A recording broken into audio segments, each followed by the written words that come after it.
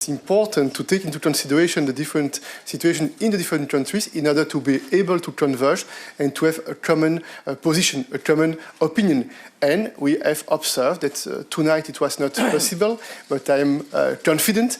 I think that if we continue strong dialogue, a respectful dialogue, it will be possible to reach an agreement.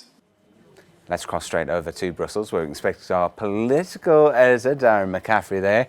So, as predicted, it looks like we're heading into another, at least one round of budget talks.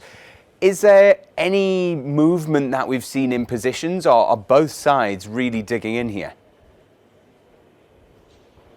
Well, I think the only positive that Charles Michel could see from this summit was that everyone was able to put on the table what they wanted to see, Oliver, from this latest round of budget negotiations. But my word, how long have you got in terms of the list of demands and the gap, the chasm being quite so big between the different sides and all of this? For Emmanuel Macron, the French president, it was the common agricultural policy. He was not happy with potential cuts to that. For Angela Merkel, it was not a strong enough clause on rule of law issues, particularly involving countries like Poland and Hungary. For those frugal four countries, the budget was simply going to be too high. And for countries in the south and east that rely on EU funding to be transferred from those wealthier nations to the poorer ones, the cuts were simply too deep. So essentially everyone could find a complaint with the proposal that was on the table.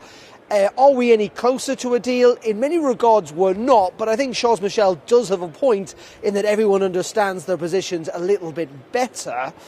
And also I think, you know what may have scuppered this deal also in the end is the fact that for probably the first time EU leaders are having to seriously contemplate the views of MEPs. Ultimately, they have got a say in this process. They're pretty belligerent in this parliament. It's a pretty fractured parliament, and it's clear that there was a real possibility if they couldn't get a good compromise deal that MEPs in the end would simply veto it.